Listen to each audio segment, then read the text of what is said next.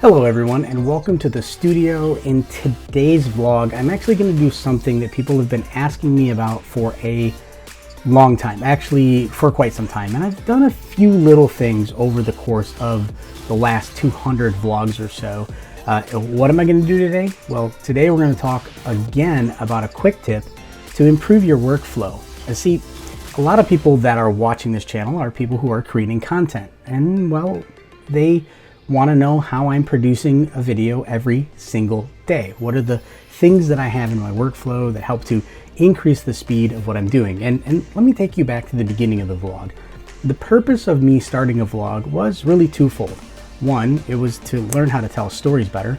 And two, it was to increase my ability to create content. Because I knew at the time that I loved creating videos, and I knew that I wanted to know better how to do it. But I also knew that if I didn't put any pressure on myself, I would never get any better. It's kind of what I need to do with working out, but really it's what I'm doing with video. So in today's video, it's a quick tip. I'm going to talk today about how to color grade so that you don't have to spend hours and hours doing color grading. And really, I'm going to thank you, Justin, somebody who's watching the channel, for the idea, because you mentioned yesterday in a comment that one of the things that you're trying to do is get your camera to be spot on with colors so you don't have to spend a lot of time color grading. Really, realistically, there's a fast way to do this inside of Premiere Pro, and it works in most other editors. So again, in today's vlog, 199, we're going to talk the quick tip of color grading. Let's get started.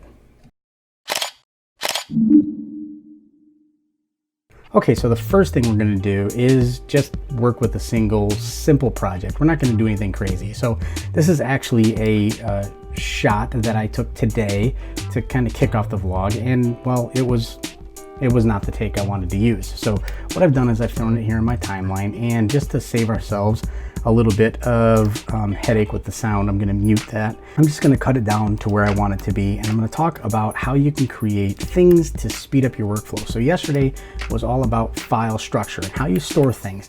Today is going to be all about color grading and how you do that quickly. So I've got my content here on the timeline, and let's say that I've already made all my cuts and I'm ready to go.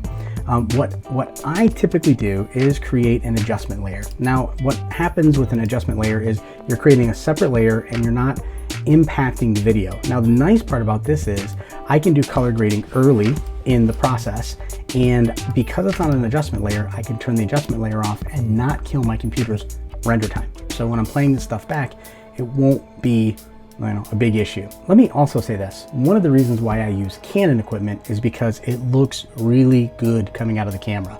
Let me just show you. I'm going to turn on my Lumetri scopes. This is raw, direct out of the camera, dialed in and ready to go. If you look here on a vector scope, if you're not familiar, 0 here represents black and 100 represents white. So you can see that I have colors that range from total white to total black all the way across the spectrum. Now, that's wonderful. The other thing is you'll see here on our scope that this line right here between red and yellow, that's the skin tone line.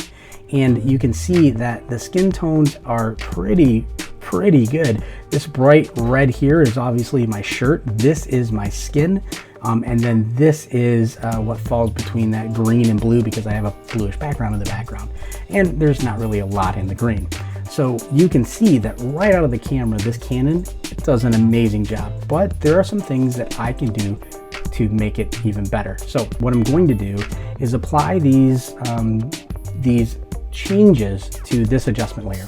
Once I get it dialed in, and I know that this camera is going to be set up at the same, basic settings, I'm going to adjust my ISO and tweak a few things just to make sure my exposure is right every time I shoot.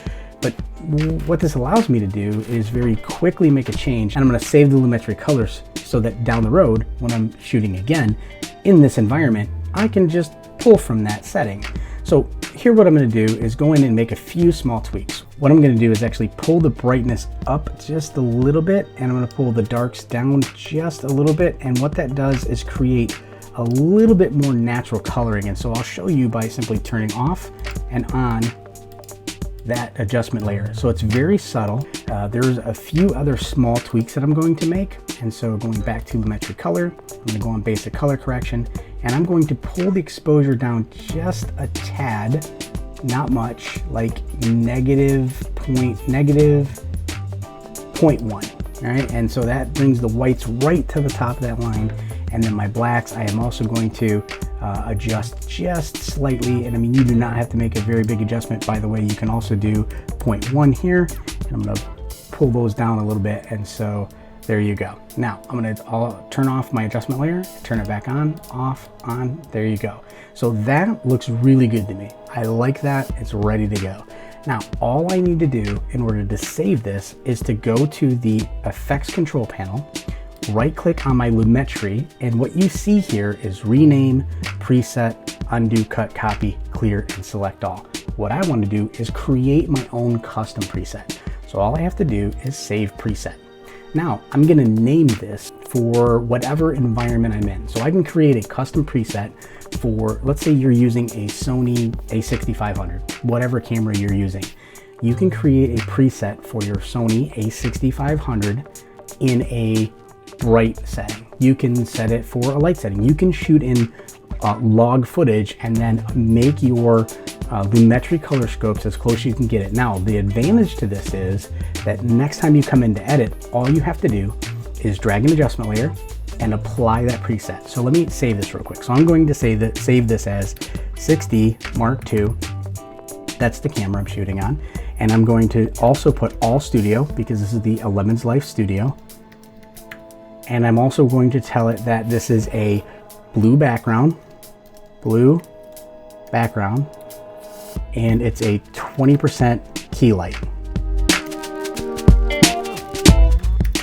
So now I know right away by looking at this that it is actually a 20%, not a 30%. So my key light here is at 20% capacity. So I know I know that this preset will work on the 6D Mark II in the All Studio with a blue background with a 20% key light. So next time I come in here, if I want to get this exact look, I can actually look at my preset and set my lighting to that. So the advantage, quicker editing, because now I have a preset Lumetri color adjustment for this camera with this light in this environment with this much key light.